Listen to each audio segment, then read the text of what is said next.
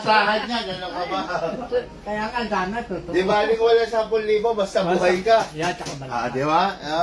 Putya, aasahan mo yung 10,000 ng gobyerno, wala yan. Mula nung mag-60 ako hanggang ngayon sa Quezon City, tapos nalipat ako pa din.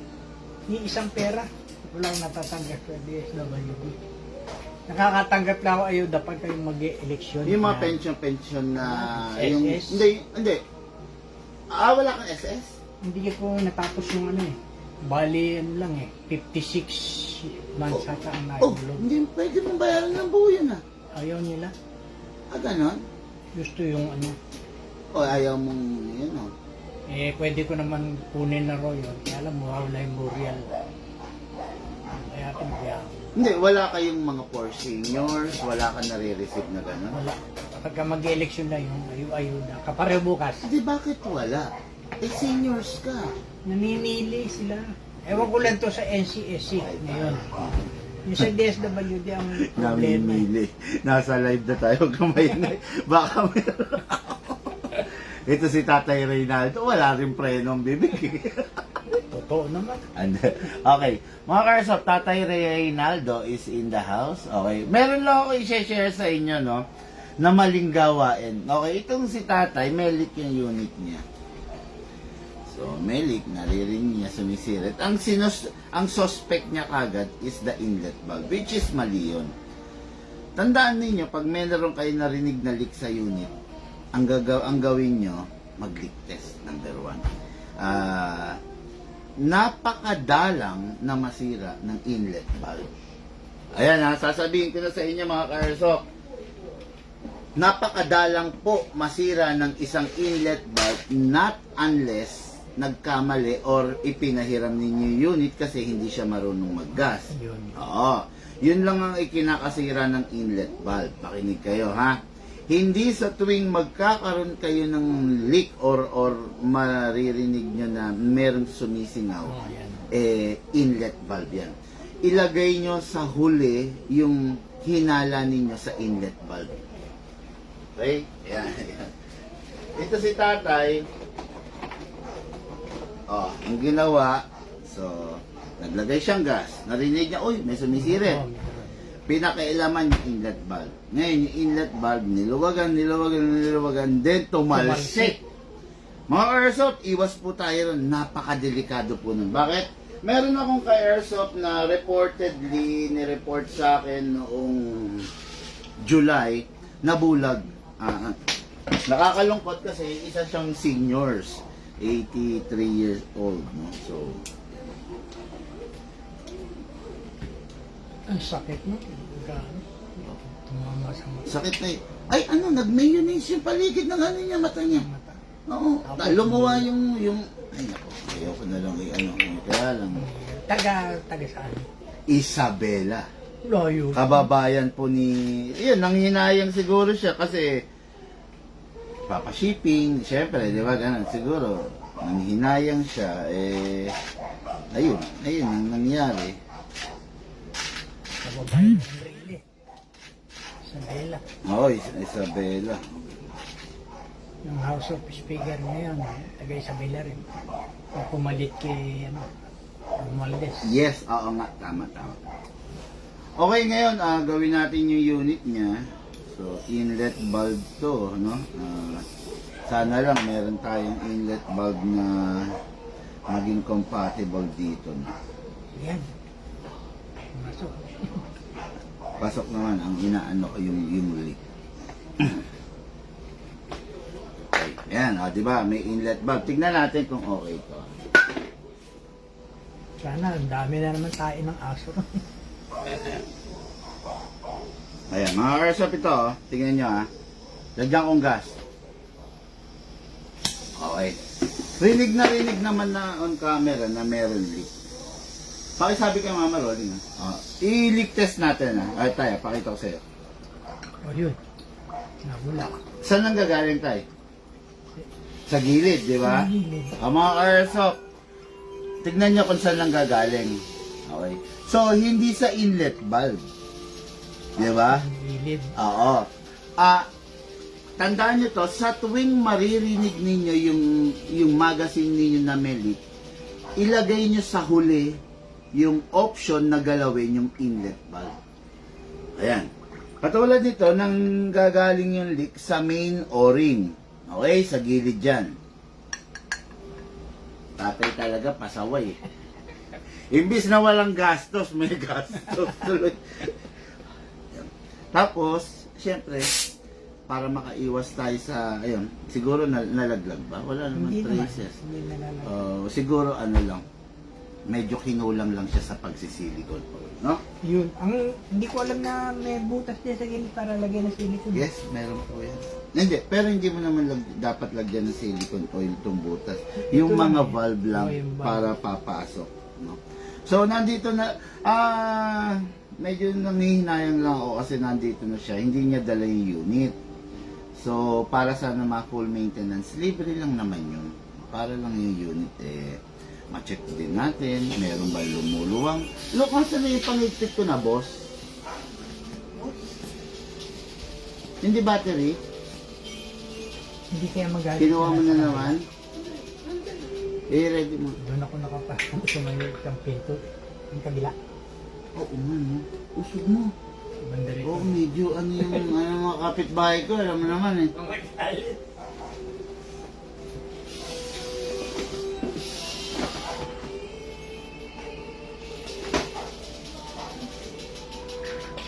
Okay, no, ayun, ayun, tulad niyan, binaklas natin. Okay. Hintayin lang natin si tatay, no? Iwasan niyo yun, mga ka-airsoft, kasi meron akong meron akong yun nga, report na ni-report sa akin na nabulag, no, dahil binuksan niya. Ganito kasi, bawa, ito yung magazine, di ba, yan, ganyan. Binubuksan mo ng screw, syempre tinitignan mo. Actually, yung moment na gumamit ka ng flat screw para buksan yung inlet valve, mali na yun. Okay, mali na yun kasi pwede mo nang masira agad yung valve mo eh, by using the flat screw. Merong proper tool para, ayan o, merong proper tool para pang-alis ng inlet valve. Hindi proper tool ang isang flat screw, no? Lagyan mo ng bala. Hindi po proper tool ang isang flat screw para alisin yung inlet valve, okay? Tapos, Screw. Ito, kala ko laruan yung dalawang pagundos. Yung pala totoo. Ang laki. Yan yung sinisingawan. tignan natin kung ubra pa. Actually, medyo Wag. palitin na, pero pwede pa naman. Palitan na natin. Sigurado. Ha? Palitan na natin. Deform po. Pero pwede pa, kaya lang gagastos ka kasi rito, hindi kasama ng warranty. Magkano lahat? Pati yung pinagit natin ba? Mamaya na, nasa live ako.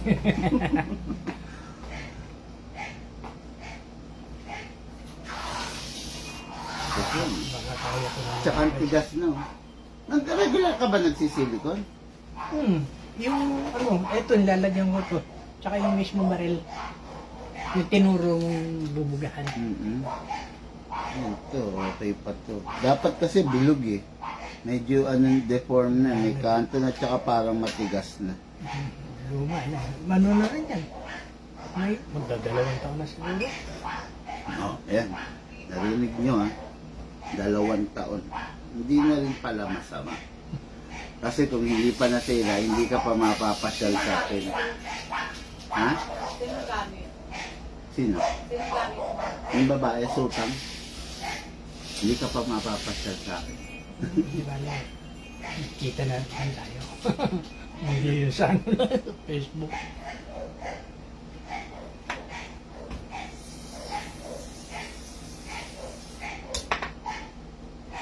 Yung basta may sira, dalhin nyo lang dito. Siyempre, libre lang naman yung labor. So, siyempre, pag sa iba yan, babayad ka na ng labor agad. Dito, libre lang yun. Parts na lang ang bayaran.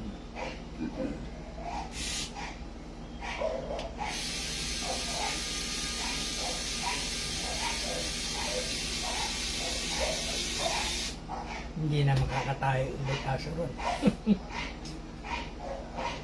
Hindi, ewan ko yung mga tao ron, hindi man lang, bawal na nasa labas eh.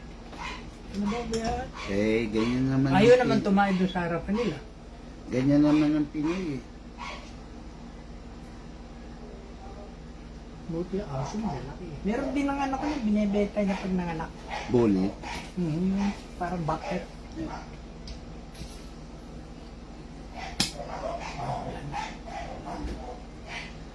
So, ayun ha.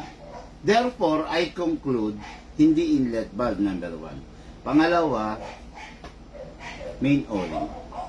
Okay, main o-ring ang nagka-problema kay tatay. So, dahil nga main o-ring, napagastos siya rin sa inlet valve. Again, reminder, pinakahuli sa masisira ang inlet valve, maliban na lang kung ipinahiram ninyo ginamit ng taong hindi marunong mag-refill. Okay? Pero kung ikaw naman marunong kang gumamit, marunong kang mag-refill, isa sa pinakahuli ang masisira ang inlet valve. Okay? Kaya katulad ngayon, ito, na-repair yung unit niya, ang suspect niya, inlet valve, binuksan, tumalsik. Buti na lang, nagtutuwa na lang ako kasi nandito siya, hindi sa mata tumama. Okay? Marami na pong nabulag dahil sa mata tumama, tumalsik yung dummy firing pin. Pero okay, si tatay, pero yung 79 year old, mabibiktima ng inlet valve. Ang sakit at saklap nun, wag naman. Hindi na ako makapagmumotor nun. Isa na lang. Pero in fairness ha, for a 79, nagmumotor pa. Hindi pa nagdodoble yung vision niya sa Nakapagmumotor ako lang. Ito wala naman itong grab. maalaga siguro sa Kaya lang ako nagsasalamin ng reading glass pag kayo nagpe-Facebook. Okay, okay. Try natin yung unit. Try natin yung magazine. Baka magkakaroon na yun.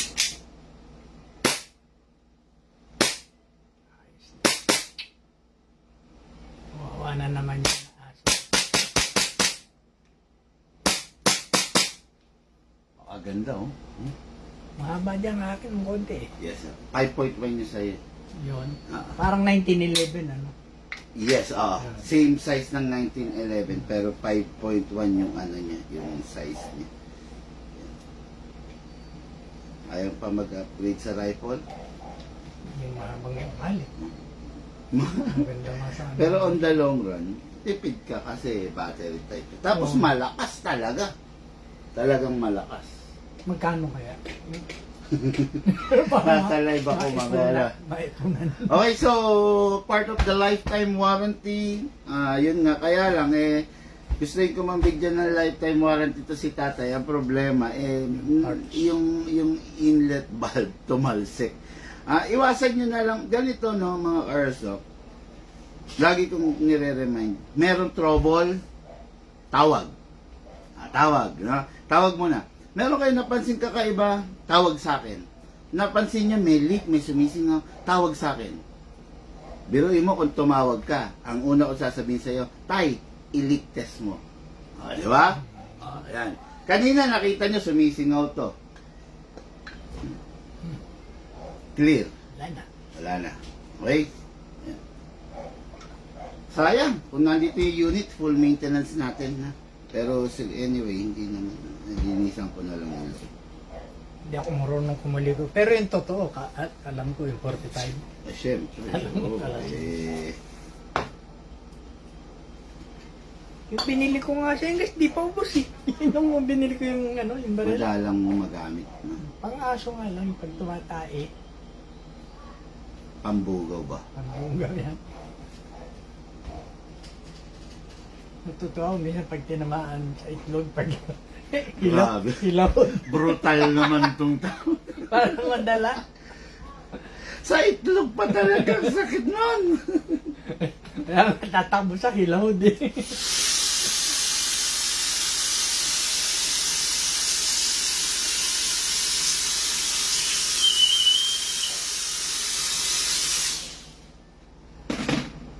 In fairness yung unit niya, makinis pa naman, maayos pa naman.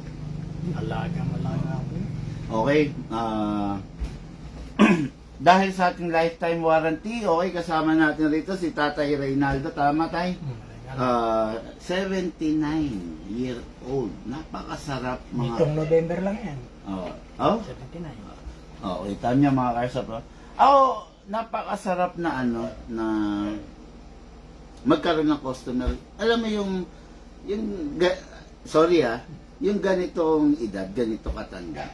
Ang sarap. Ako, masarap sa akin yun, mga karsap. Kasi, alam mo yung mga ganito katanda, maglalaro yan. Ayaw niya ng sakit sa ulo eh. Tama tayo, di ba?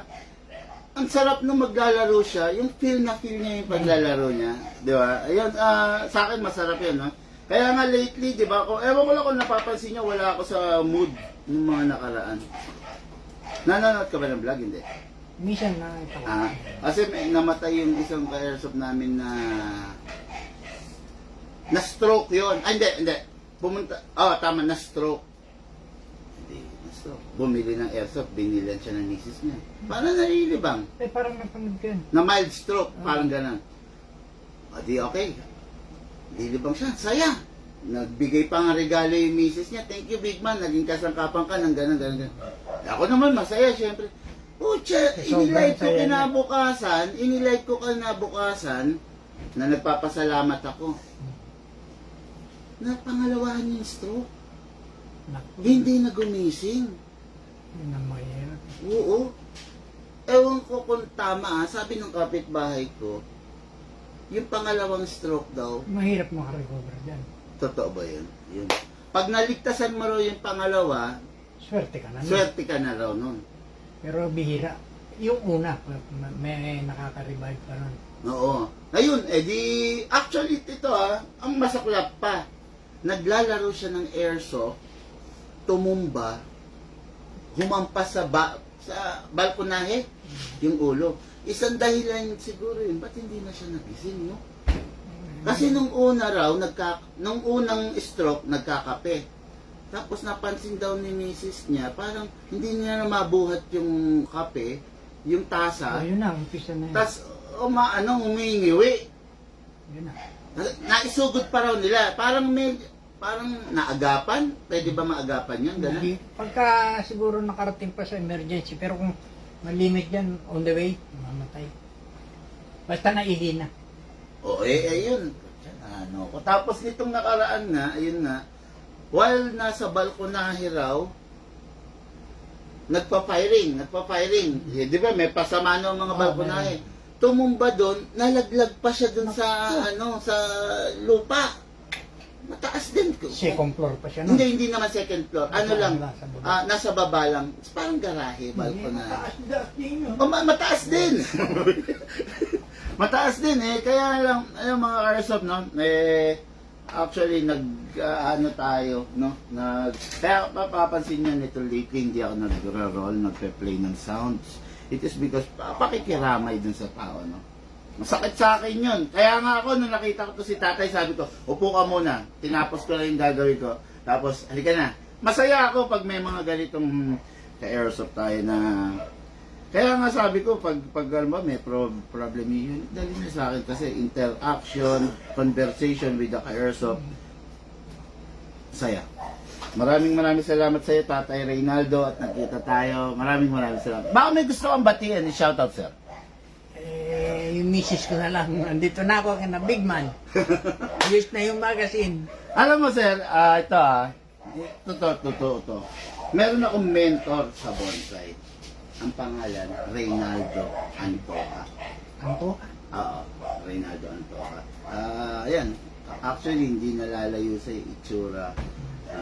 Kamukha mo rin. Kaya lang, pinagpahinga na rin siya. Ilan taon?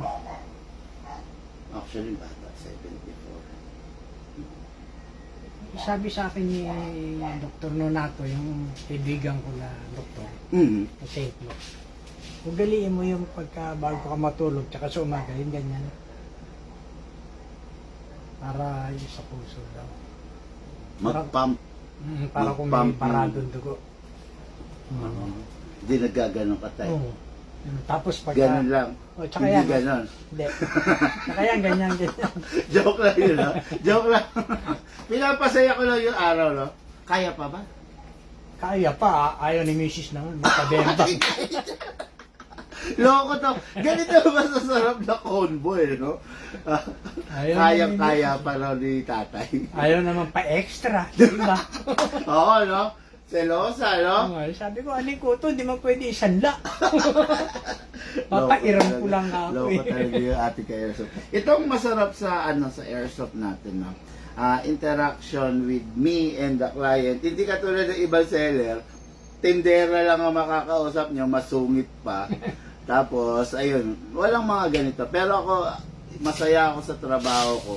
Masaya ako sa mga nakakamit ko na ka-airsoft. Again, Sir Reynaldo, maraming salamat po. Mga ka-airsoft, thank you po and have a blessed day. Live po tayo mamaya.